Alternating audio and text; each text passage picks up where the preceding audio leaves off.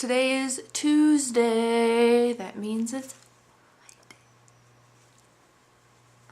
Tuesday is the best day of the week, in my humble opinion.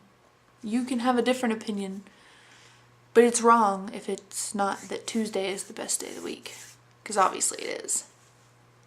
First thing I have for you guys today in this video is my film review. Last week I did a book review. I decided to shake it up, and this week I'm going to do a film review. And my film for the week is There's a place for us movies, you just gotta lay around. Two of Us. This film came out in 2000. Basically, it's a biopic of sorts. It stars Aidan Quinn as Paul McCartney. He's such a little cutie. I love Aidan Quinn. And Jared Harris as John Lennon. You're probably wondering where the rest of the Beatles are. They're not in this film. This film focuses on a legendary encounter, which now that I think about it, I don't think actually happened. In 1976, when Paul showed up at John's doorstep, unannounced, with Linda, and they proceeded to hang out for the day. There are a few major discrepancies in this film. The biggest one, that Linda and Yoko are not present in the film. And according to the legend, they were present. It sort of reminds me of if a fan fiction were brought to life and put into a film. That's what this is, basically. It reads just like a fan fiction. It runs just like a fan fiction. But it's highly entertaining. I enjoyed it. I enjoyed it a lot. What I did not enjoy were the wigs. I hate when they put wigs on actors, and they put them on these actors, and they're very obviously wigs, and that's the only thing I really hated about the film. There's some very poignant and wonderful scenes in this film, a few of which include John and Paul donning costumes, disguises I guess, and going to Central Park and listening to a reggae band and almost getting caught by the police with weed. And there's a great scene where they go to an Italian restaurant and some fans hassle them. And there's a great rooftop scene, which is very emotional, and it's probably my favorite part of the entire film.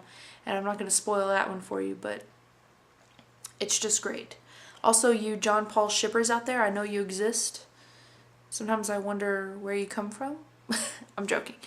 But you'll probably really love this film because there are some moments in it that can easily be read as very slash-tastic, which is fine if you read it that way. If you don't enjoy biopics, don't think this one's going to change your mind. It's not the most epic biopic ever made, but I really enjoyed it. If you watch it with an open mind and realize that this is just someone's interpretation of John and Paul. Are elitist about it, and it's not John Lennon, it's not Paul McCartney. I hate it. I enjoy it. I enjoy letting my imagination stretch and letting the movie kind of carry me through what someone imagined could have happened.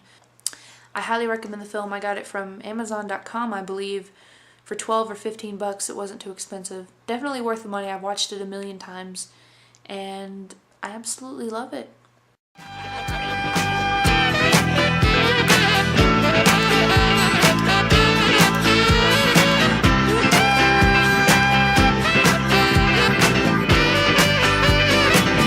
Whatever gets you through the night, it's alright, it's alright.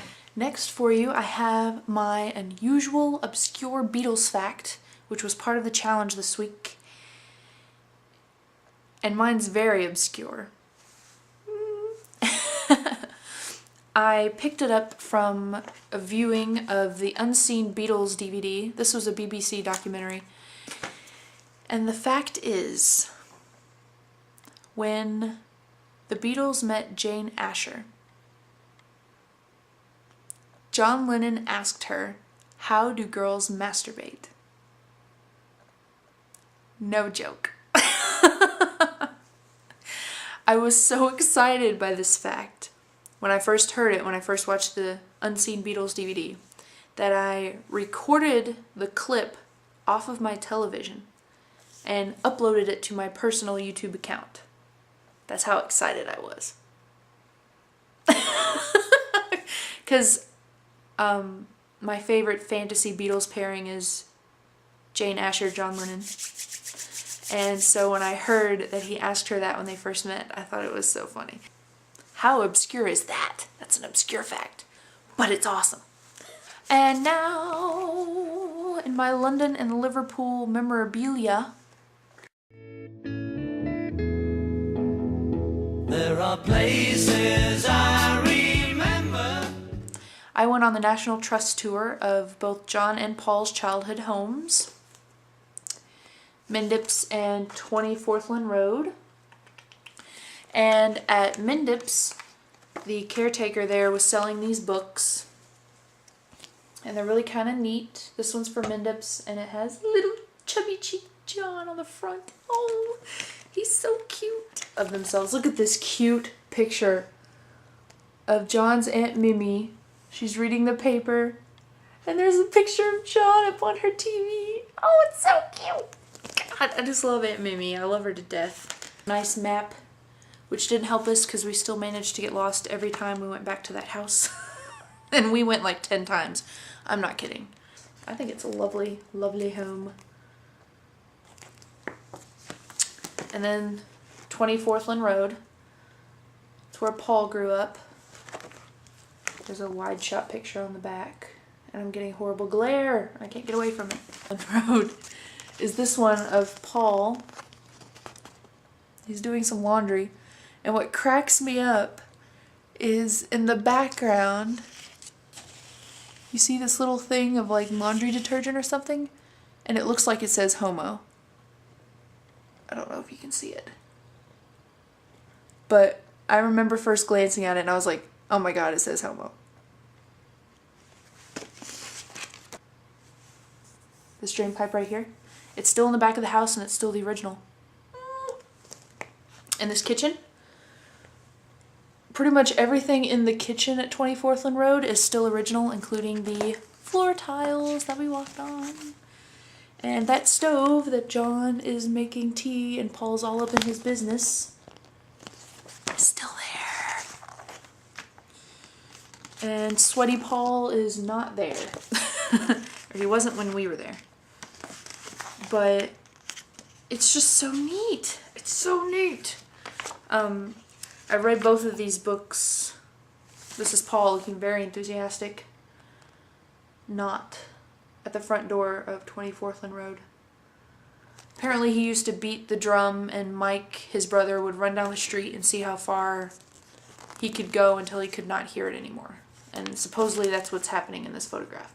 Although Paul just kind of looks bored. I don't know. Just want to bang on my drums all day. Anyway, so there's my piece of memorabilia for today from London and Liverpool.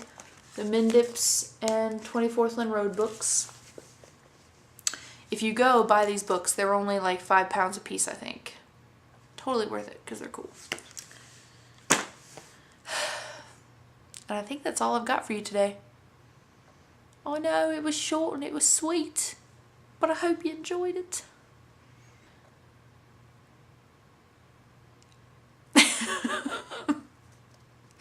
I said can't get it up until late evening and it made me laugh because I'm an immature, giggly goofball. It's not the truth. Oh, I had a lovely fangirl moment on my way home from work. Radio station I was listening to played Jet. But then right after that song, they played Movin' Out by Billy Joel, which I found ironic because from Danica's adventures at Citi Field this weekend, I found out that Billy Joel played at Paul's concert on Friday night. So I thought it was kind of cool that this radio station, I doubt they did it on purpose, but they played a Paul and then a Billy Joel song back to back on my way home from work. Thought it was cool. I fangirled. I was excited. I'm sure you're not excited, but I was excited. Bye. See you next week.